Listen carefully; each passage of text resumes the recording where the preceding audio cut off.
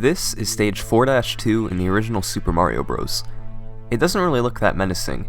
An area at the start with no floor, sure, and an elevator gap just after. And as soon as you enter 4-2, you're able to exit it. If you hit these blocks to reveal this vine, you can climb up it and you'll be above ground. And there you can warp to either World 6, 7, or 8. This stage has seemed so pivotal to speedrunners who have been trying to beat Super Mario Bros. As fast as possible for years. It's a gateway to World 8, arguably the most dangerous part of the game, so this is a level that's going to make or break your speedrun. But as short and simple as this level may seem, little do most people know that 4-2 has caused more pain and agony than just about any other level in the game. Oh! Come on!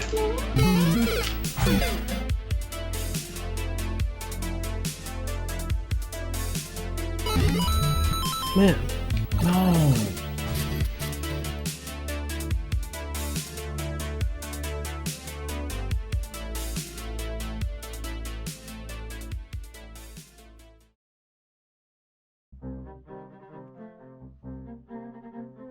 Welcome to the mid-2000s. This is when the first Super Mario Bros. Speedruns were completed. Runners such as Scott Kessler and Trevor Sagan were the pioneers, and they knew that 4-2 is a simple level with a simple goal. Run through it, climb up the vine, and warp to World 8. Doing that quickly wasn't too hard. Doing it as fast as humanly possible, on the other hand, definitely was. It was obvious to most back then that the start of 4-2 is really straightforward.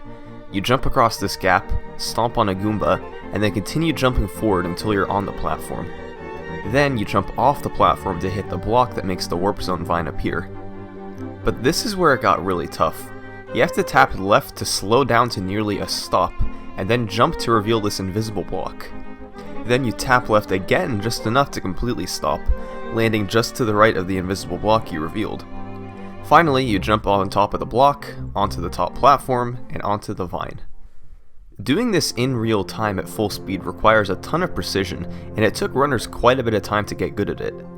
This is Scott Kessler's 5:10 from April 2004. As you can see, he hesitated a bit while climbing on the blocks, and clipped through the vine by accident when he was trying to climb up onto it. Yeah, the hit detection in Super Mario Bros. Is a little bit weird at times. But runners eventually got better at this section. In Trevor Sagan's 5:07 from a few months later, you can see that he was able to get a smoother climb to the vine, ultimately ending the section with a 376 on the timer, which counts down from 400 when you start the level. And when he improved his run to a 5:06 a few weeks later, he once again improved 4-2, getting it smoother than ever before with a 377 on the timer. So alright, speedrunners had established a way of getting through 4-2 very quickly. And given how short the level was, you might wonder what else could possibly be found for speedrunners to go through the level quicker. After all, you were already going directly to the warp zone as fast as you could. But if there's one thing you should never do, it's doubt the ability of speedrunners to figure out something even faster.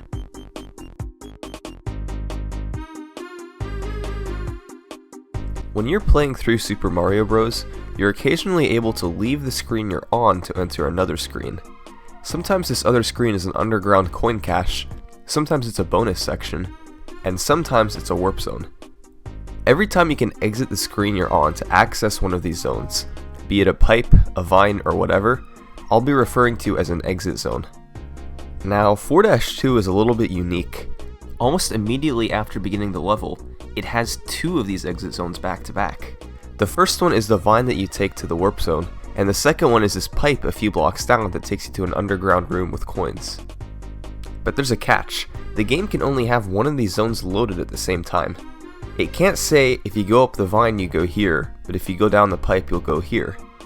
So the way the game works around that is by changing what the one destination is depending on how far the screen is scrolled. For example, if you're standing here and manage to activate an exit zone in some way, the game will send you to the above ground warp zone. Now when we move forward, closer to the pipe, suddenly the next zone gets loaded. So if you manage to activate an exit zone then, you'll go to the underground section. What this means is that if you're somehow able to get into this pipe while the game still has the warp zone loaded as the exit zone destination, the game will send you to the warp zone without playing the long climbing the vine cutscene that it normally does. The only known way to do this is by moving Mario closer to the right side of the screen. the game thinks Mario is farther back than he actually is, so it loads the exit zone destination from where the screen position is. In this case, it's the warp zone. So, players had to figure out how to get Mario closer to the right side of the screen for this trick to work. You couldn't just run forward, since whenever you passed 112 pixels from the left side of the screen automatically starts scrolling, locking Mario at that 112 pixel position. One of the earliest methods of doing this was worked out in the mid-2000s by tool-assisted speedrunners. Tool-assisted speedruns are a little different from regular speedruns. They're not performed in real time by a human, but rather somebody goes inside an emulator and manually tells the game which buttons will be pressed on each frame from start to finish. In 2004, Mana published a tool-assisted speedrun that showed Mario clipping into the wall at the start. This pushed Mario forward exactly 20 pixels. Those 20 pixels were just enough to stop on the first pixel of the pipe, go down it, and be taken to the warp zone. Any farther than the first pixel of the pipe, and the screen would have scrolled too far, causing Mario to go into the coin cache. This wall clip, however, was essentially impossible for a human to ever pull off, which is our main focus of interest here. It required jumping in just the right way, at just the right angle, and then mashing the jump button in just the right way once you're in the wall. Nobody thought that these inputs could be done back then. Simply put, this method of moving to the right was completely out of the question for a human. But another method was found also in 2004. Michael F. posted a tool-assisted speedrun that confused the game into wrapping Mario to the other side of the screen using the vine. This method saved about 2 seconds over the standard method of climbing the vine, and it was a humanly possible trick. However, still, real-time speedrunners didn't use it. You see, this method of vine warping was considered to be a glitch, and for many years, because of rules from websites like Twin Galaxies, glitches were discouraged and usually outright banned from humanly played speedruns. So the 2000s continued to pass, with all speedrunners playing through 4-2 by running through and climbing up the vine. But eventually, one guy had enough. That one guy was Andrew G. While he had followed the glitchless rule set for many years, by 2007 Andrew decided to ignore it. So he began to look at the options he had in 4-2. Method 1, the block clip method, wasn't humanly possible, so he quickly ruled it out. Method 2, the vine teleporting glitch, did save a couple of seconds, but Andrew wanted something better. 4-2 is such a small stage though. Was there really anything else he could squeeze out of it? But after a while of searching, Andrew found something that would forever change the way speedrunners played 4-2. This was Method 3, the easiest and fastest humanly possible strategy, the backwards bump method. Alright, like I mentioned before, Mario cannot naturally move past the 112th pixel from the left side of the screen. This is a ROM hack of Super Mario Bros. That displays how many pixels you are from the left side in the upper right corner where the time usually is. See, it's locked at 112 pixels. But check this out, if you run right in front of a wall, tap left to turn around, and then jump while brushing up against the top of it, this number moves forward quite a bit, meaning that Mario has moved forward that many pixels. You usually get Mario to move forward somewhere between 7 and 10 pixels from doing backwards bumps like this. And once again, you needed to be 20 pixels farther to the right for the wrong warp to work at all, and the more pixels past 20 you were, the more pixels you had to go down the pipe. If you managed to get Mario to X position 132, you could go down the first pixel of the pipe. If you managed to get him to X position 133, you could go down the first or second pixel, and so on. Since it was very difficult to immediately stop on the first pixel or the first few pixels, Andrew wanted to give himself some leeway with his pixel gain. So he elected to do 3 backwards jumps in order to guarantee somewhere between 21 and 30 pixels of gain, letting him stop basically anywhere on the pipe that he wanted. The puzzle that Andrew G then had to figure out was where to do these 3 backwards jumps. Look at how long the stage itself is, you wouldn't think there's too many different combinations he could try.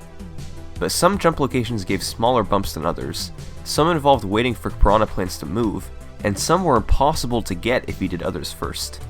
This was the first 3 bump method used in April 2007.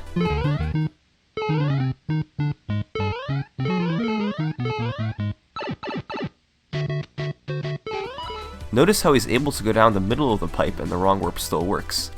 That's because these 3 bumps were able to push him far past the minimum 20 pixels needed. When he returned to the game a bit more than 3 years later, he had a new route, brushing down on this section, and then the same 2 pipe jumps as before. But finally, a year later, In December 2011, Andrew was able to get some help from another guy, Weirwindle111, to figure out the ultimate 3-bump strategy.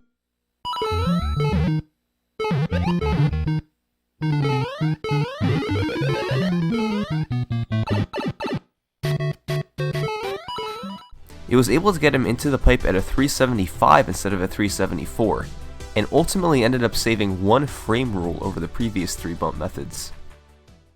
Oh yeah, you might not know what a frame rule is.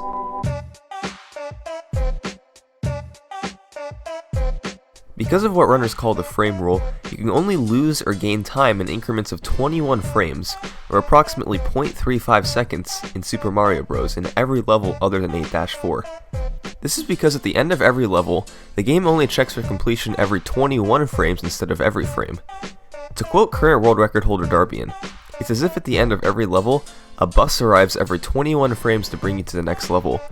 Even if you miss the bus by just one frame, you still have to wait 20 frames for the next one to arrive.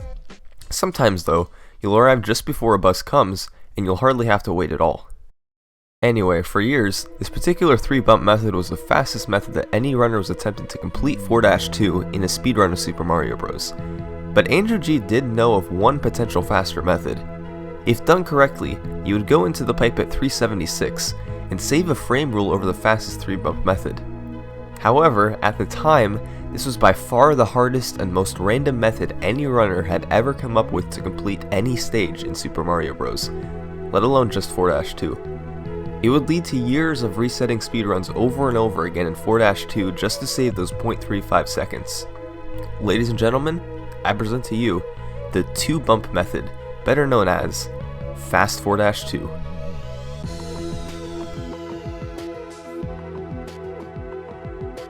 If you recall from before, you need to get Mario to Exposition 132 from Exposition 112 for the wrong warp to work. Those 20 pixels were possible to obtain from 2 bumps, since you could get between 7 and 10 pixels from each backwards bump that you do. So if you got 10 pixels from each one, then you could be exactly on Exposition 132, stop on the first pixel of the pipe, go down it, and be taken to the warp zone. Doing only 2 bumps instead of 3 would save another frame rule over the old 3-bump method. Andrew figured out that the 2 bumps that gave you the greatest chance of getting 10 pixels each were right here. You could sorta control how many pixels you got from each bump, but not reliably. It was so precise that getting 10 pixels was essentially just luck. On average, you'd get the 20 pixels you needed maybe 1 in every 4 tries. But that was just the beginning. If you happened to make it to Exposition 132, you then had to stop on the first pixel of the pipe and go down it. If you stopped even a pixel too soon, you couldn't go down the pipe.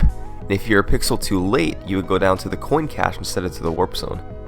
Believe me when I say that doing this was ridiculously hard. But doing this combined with needing 10 pixels from each of your 2 bumps? Nearly impossible. And to illustrate just how difficult I'm talking about, I'm going to refer to a video from a guy named Patrick Lemieux. Lemieux took a stream of hundreds of world record attempts from Andrew G and overlaid them on top of each other. Like, technically, it could be possible. Like, I'm not, yeah, I usually know what people are. Whenever an attempt died, Lemieux simply removed that run from the overlay. For the first 3 levels, hundreds of Andrew Gs were tied with each other to the frame. Those same Andrew Gs entered 4-2 to attempt fast 4-2. But out of all those hundreds, just 1 made it to the warp zone on fast 4-2 pace.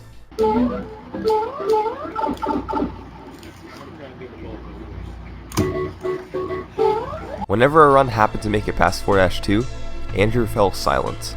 The voices of 100 Andrews that were active just a minute before now didn't say a word. These fast 4-2 attempts continued for months, and eventually years. Andrew G lost at least 95% of his speedruns that made it to 4-2 because he needed to save a third of a second.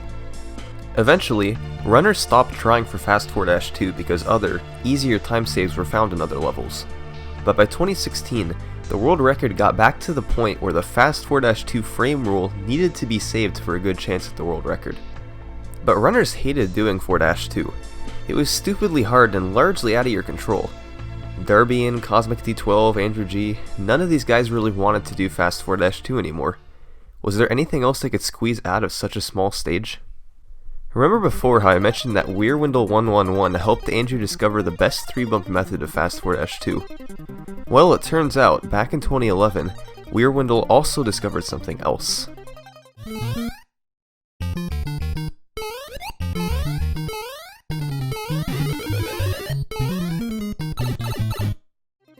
Using a TAS, Weirwindle was able to clip partially inside of a block and get pushed forward several pixels.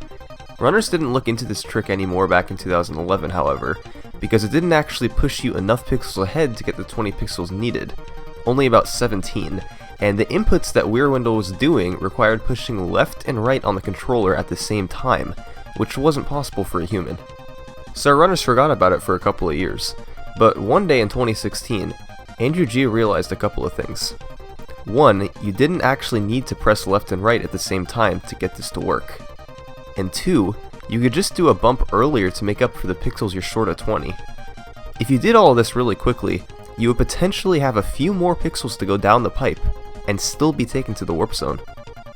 Unfortunately, it was really difficult to get enough pixels from this clip while still being fast enough to save the frame rule needed to match Fast 4-2. So Andrew G went back to the drawing board. He remembered the old tool-assisted method of clipping into the blocks at the start. His attempts at this trick from years in the past nearly universally resulted in him not clipping in, and on the extremely rare occasions when he did clip in, it was far too slow to match the Fast 4-2 frame rule. But that had been a long time ago. He had gotten a lot better at the game since then. So, he tried this method again one day in early 2017. Oh my gosh, wait.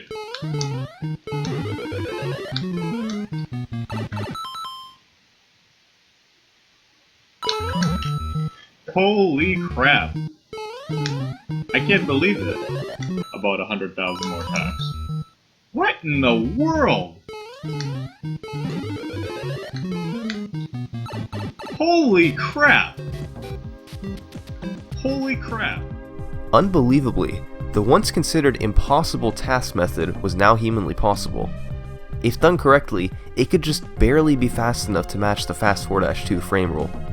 And while Andrew G did find some immediate success with this trick, in the long run his success rate with the trick started to go down, and no other top level runner, Cosmic T12, Darbian, or Sumwest for instance, was having any notable success with it. So 4-2 still needed some universally agreed upon fastest and best method. The block clip and wall clip methods were just a bit too inconsistent, and standard Fast 4-2 was just ridiculous as well. But then, in 2017, the ultimate method for 4-2 was found, and it came from perhaps an unlikely source.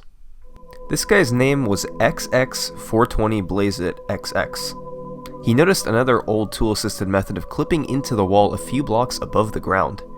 The reason why speedrunners never attempted this was because clipping into a wall in this way almost entirely depends on what Mario's subpixel is. Subpixels are values smaller than the pixel that tell your position on a very precise scale. You cannot normally control what your subpixels are, as they rapidly change as you play a level, so most people simply ignored this wall clip method. But not 420BlazeIt. He realized that your subpixel values are always the same when you start a level, and this wall was right at the start of the level as well. And it turned out, the subpixels you needed to clip into the wall just so happened to be the same that you started the level with. So, 420BlazeIt ran up to the wall without doing anything else first, and jumped into it while tapping left to clip in. A couple more quick jumps, and boom, he was in, and pushed forward 20 or more pixels to the right. He usually had a few pixels of leeway to still go down the pipe, and yes, it was fast enough to match Fast 4-2. Runners were a little skeptical of this method's viability, but soon, runners like Mav6771 were showing it off in practice with great success. He could get it one in every few attempts, and slowly, other world record contenders began to implement it into their runs. They realized that this was it. A decade and a half of playing 4-2, and this method was able to send them to World 8 in the fastest time, with the best consistency. And it was all thanks to a guy named 420BlazeIt. Over the course of 14 years, the amount of work that speedrunners have spent on 4-2 is remarkable. Game developers designed this level over 30 years ago, and I doubt they could have imagined how many people would tear it apart. To discover every little jump, every possible region that could be exploited to save time. Every few years, something new has been discovered that makes the stage either faster or more consistent, and I doubt the journey is done quite yet. Thanks for watching.